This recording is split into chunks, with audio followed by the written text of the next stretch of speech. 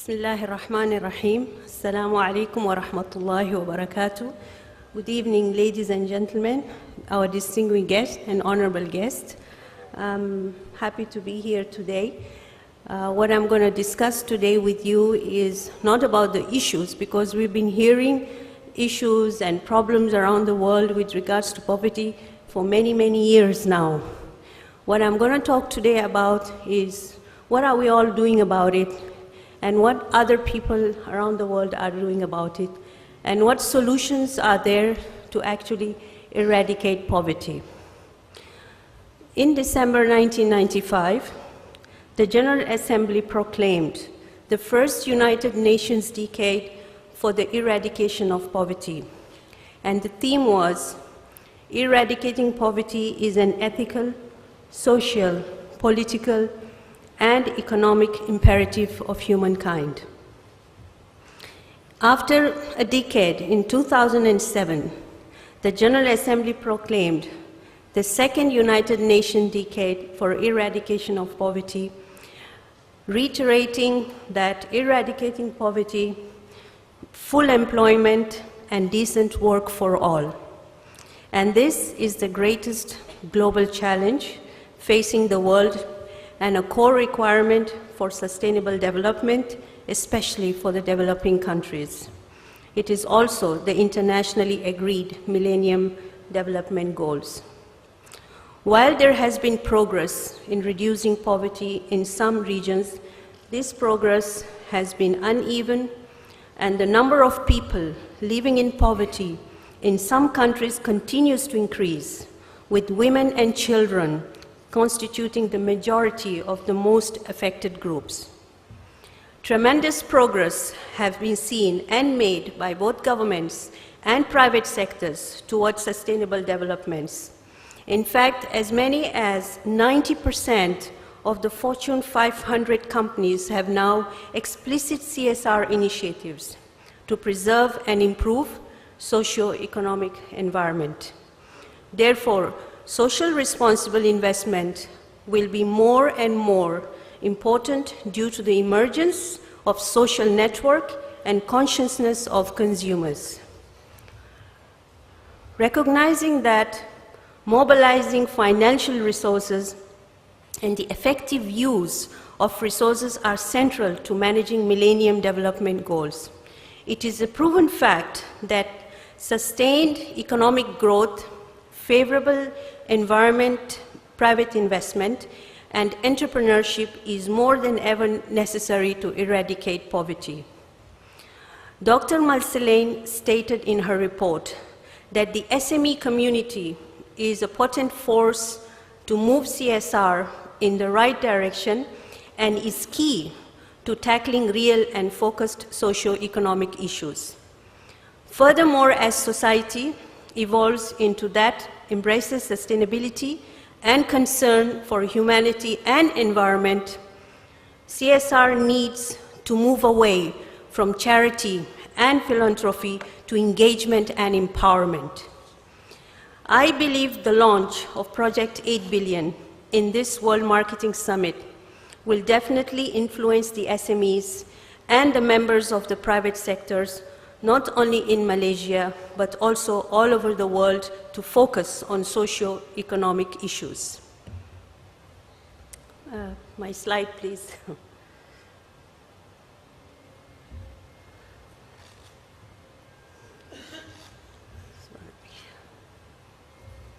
Ladies and gentlemen and distinguished guests, I would like to present to you the current status of our world today, wealth versus poverty. The total wealth today stands approximately at $7.2 trillion and presumably growing at an average rate of 8% per annum. Personally, I'm not interested in how many wealthy people are out there or what percentage of the world's population are wealthy. That is not what we are all here for. What I'm interested in is in the level of poverty that this statistic shows. It's scary and depressing to know a very large part of our world's population is still living on $1.25 to $2 a day. This is our problem, as it is an average of more than 42% of the world population. Millions of people around the world are likely to be pushed back into poverty because climate change is undermining economic development in poor countries. Droughts, floods, heat waves, sea level crisis, fierce storms are likely to accompany increasing global warming and will cause severe hardship in areas that are already poor or were emerging from poverty. Food shortages will be among the first consequences, along with damage to cities from fierce storms and migration as people escape to effects. In Africa, increasing droughts and excessive heat rising temperatures will kill or degrade the farms used to graze livestock and destroy agricultural land. In Asia, events such as devastating floods could become commonplace, while changes to the monsoon could bring severe hardship to farmers. We need to put our hands together and find means of improving the livelihood of our fellow human beings. I personally would like to see a statistic that says the poor people are now earning $4 or $5 per day. That is not the entire solution, but certainly an improvement from $1 a day. The objective of this summit is to find different means and tools of eradicating poverty and provide people with basic livelihood. In my today's presentation, I'll be talking to you about an interesting asset class called impact investment, which I believe is one of the few tools that is actually addressing the poverty problem.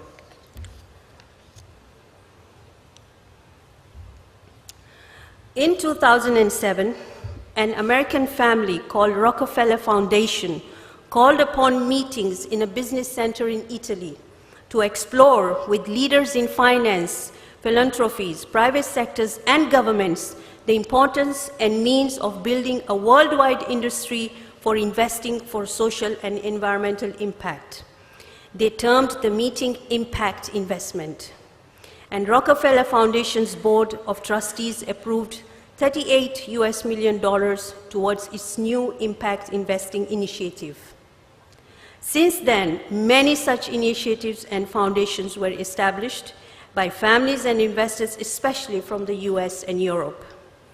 What is interesting that these investments, apart from doing good for the environment and societies, actually generated above average returns for their investors. Today, the impact investment has merged as another very attractive asset class. It is predicted that the impact investment industry will grow by approximately 12.5% in 2013 to a global value of $9 billion. So what is impact investment? It is simply an investment that invests for economical benefit of the society and investors. Many wealthy families have started these investments and have realized impact investment vehicles deliver sustainability and good returns on their investments. Soon, the fund managers and investment bankers started recognizing it as an attractive asset class for investors, and they started introducing various investment vehicles for investors to invest in these asset class. JP Morgan, a very prominent investment bank, are one of the initiatives of actually structuring such kind of investments. The value proposition of such investment is simply it combines financial benefits and sustainability for investors. So what motivates these investors to invest in impact investment products? First, it is an alternate to philanthropy. Once you put your money in CSR, it's gone.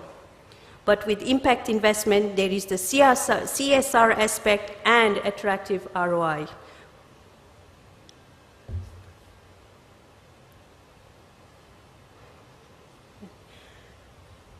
This is the motivation for the high net worth individuals. that behind using impact investment as an alternate to philanthropy is that they say it is a good financial opportunity. This indicates that investors are increasingly open to supporting a range of themes and not just the traditional ones.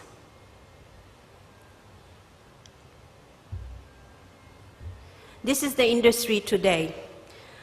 These are some of the impact investment funds and organizations that exist as of date. There are actually more than 2,500 such kind of investment out there. And ladies and gentlemen, this is a 4-year-old industry. It just started 4 years ago. This industry has been very creative and dynamic and have actually produced good profits and returns on capital. As a result, capital has been raising steadily, and there has been significant growth in innovative products and platforms for investors. However, it's not enough, as there are still too few investment products and projects to capture the optimum placement of this new capital.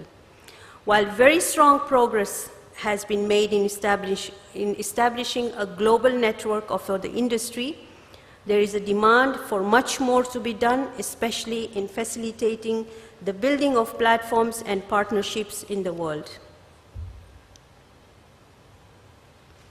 This map tells us where these impact investments are taking place. As you can see, majority is in America.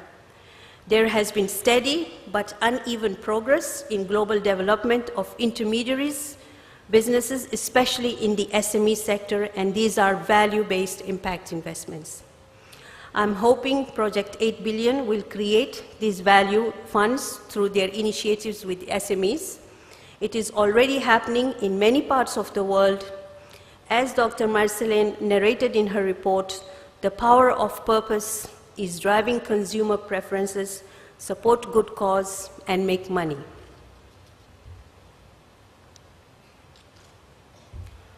Overall, there has been a significant acceleration of capital commitment towards impact investing. Larger volumes and more types of capital are being deployed globally. There are around 2,200 impact investment worth $4.4 billion. This, to my opinion, represents a significant achievement. As you can see, the drivers are largely asset owners, high net worth individuals, families, private foundations, number of large financial institutions, banks, pension funds. In addition to industry includes demand-side players that receive and utilize impact investments such as SMEs and other small growing businesses, social enterprises, and corporates. Then there are also groups such as service providers, intermediaries, and government, particularly networks, and setting up standards that you will see in the following slides. So where is this industry today? In 4 years, the industry has reached at its marketplace building stage. This chart actually relates very well to Professor Kotler's 5 stages of product development, which is innovation and market need. And then you have the activity begins to develop, and then you start capturing the value of the market.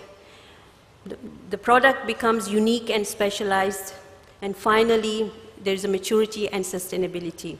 Today, the impact investments is still evolving in stage 2. It is still finding its place in the market, a lot to be done indeed. It is very important for the governments to play important roles in creating policies that fosters growth of impact investment industry. Governments can create appropriate rules, target co-investments, look into the taxation issues, provide more subsidiaries, procurements, as well as corporate legislations that enable the efforts of investors, intermediaries, and enterprises. Several countries offer useful examples of policies that have helped impact investment to grow. It is important to engage and work with governments strategically. Directives and influence from high authority government body is necessary to ensure that ministries work together and that their policies do not conflict or cancel each other.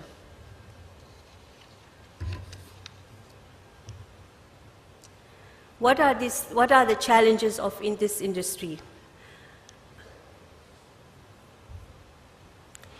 The industry faces a lot of challenges, as you can see. Investors' expectations, you need to create vehicles in which investors can have confidence in. Aligning capital with demand, there is lack of track record because it's a very new industry. You need to have benchmarks. There is insufficient menu of investment products out there that do impact investment. So this industry faces a lot of challenges, especially in emerging market. It's not moving. Sorry about that, yeah. This industry faces a lot of challenges, especially in emerging markets. For instance, debt financing for early stage social business or SMEs, investors tend to look for track records when investing. And they also like to see risk-adjusted market returns. As seen from previous slides, most of the asset owners and managers are based in US and Europe, while the demand are still in the emerging markets.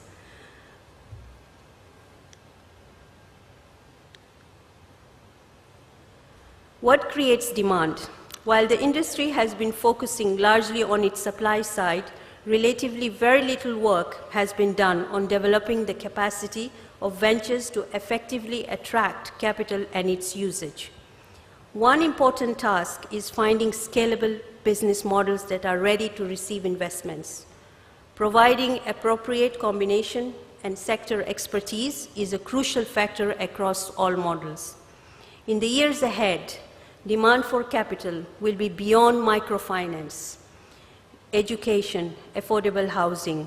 I believe ready-made investment vehicles, creating incentives for industry network, timely information will attract tremendous amount of capital and investors.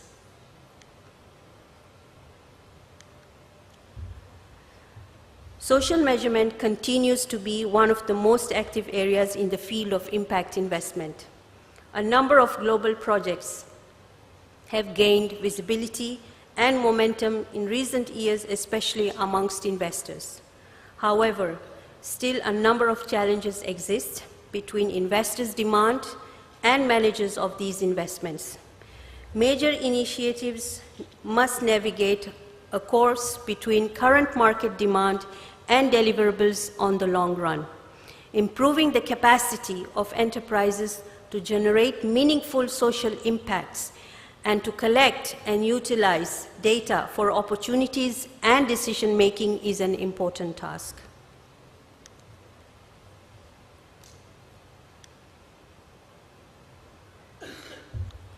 As we know, in any new initiative, leadership is very, very important. Leadership is something that someone starts on his own and others follow it. So it's a very hard task, actually. Building leadership is very crucial. Look at the initiatives of the Rockefeller Foundation. They provided grants to many groups to build action platforms, create standards and rating systems, scale up intermediaries, and engage in research and action. Good progress has been made in organizing the platforms, and now the focus is more on execution of investments and implementations of the models and policies. The Global Impact Investing Network is one of a very prominent network in impact investments. They have become the leading international coordinating body for impact investing industry. The network has already started to build links with partners in Europe, South Africa, Kenya, India, Singapore, Hong Kong, Brazil, and few other countries as well. To become fully functional and sustainable industry impact investing leaders must make it possible for individuals to build full and rewarding career in this field. Finally, they will have to manage expectations of the industry and their stakeholders, and there are going to be failures, and the leaders need to be prepared to respond effectively.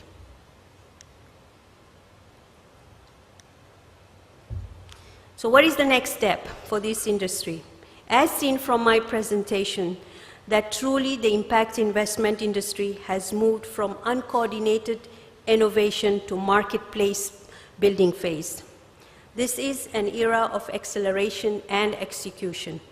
It is recommended that leaders should strengthen the business case for large institutional investors, use education and research to encourage investors to invest in multi-investment portfolios, make innovative cultural shift, create new intermediaries, increase variety of products, ensure the investments generate measurable returns, implement scalable business models in poor and new economies. It is important to identify and support cost-effective management styles, strengthen investor understanding, facilitate continuous open exchange of experience among governments, establish safety nets for failed impact investments, mobilize multi-year grant funds, launch professional development and graduate programs, actively manage brand integrity through engaging media and managing stakeholders and investors' expectations. I've just put some slides to just give you some of the examples of and types of impact investment. I'll just skip through it. It's from slide 25 to 32. Has few types of investment vehicles details and names of institution and organization that are sourcing, creating, implementing, structuring, managing and promoting impact investments. In fact, they also invest in initiatives and projects that are social economic investments, for your information. So I'll just skip through it very quickly. The presentation is there on the website, so you can, it's just for your information. These are venture capital investors. You have SME investors out there. You have foundation funds. You have bonds as well. These bonds are also very interesting. You can see that you have vaccine bonds that are a vehicle through which impact investors provide upfront capital to stimulate the development of vaccine research and development. So there's already instruments out there that are addressing issues that poor economies are facing. These are influential complementary networks that you can find them, you know, they are very interested in investing in initiatives that are towards the social development of economy. They take great interest in them. They can also outsource capital for any projects, for your information. Little bit about my company that I'm working for.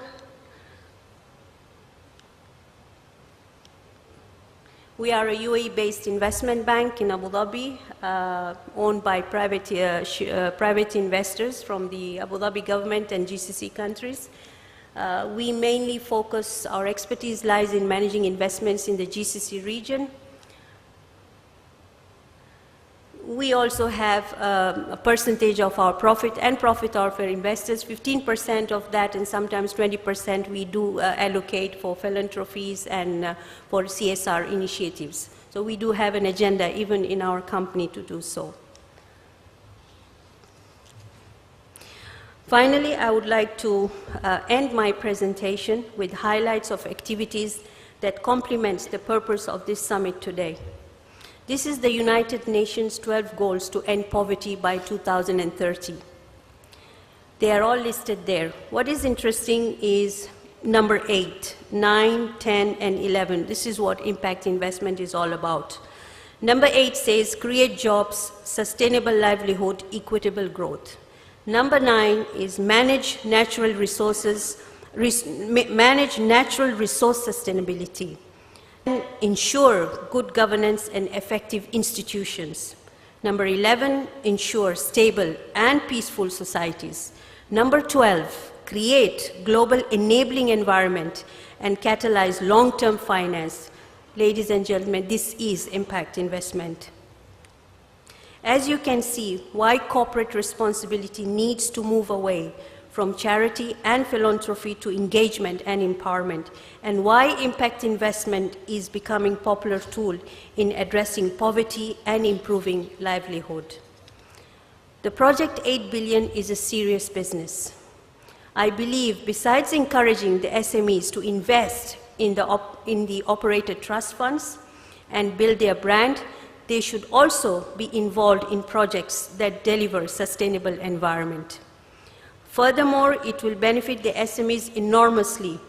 They will be able to give back to local communities and at the same time will be able to elevate their brands through 8 billion brand umbrella. Social investment can be a great force for social change on the planet. It can help us to build bigger and stronger sustainable societies. The power of eradicating poverty is in our hands, and together we can work as a powerful team to build a better future for ourselves, our children, societies, and for generations to come. Thank you very much.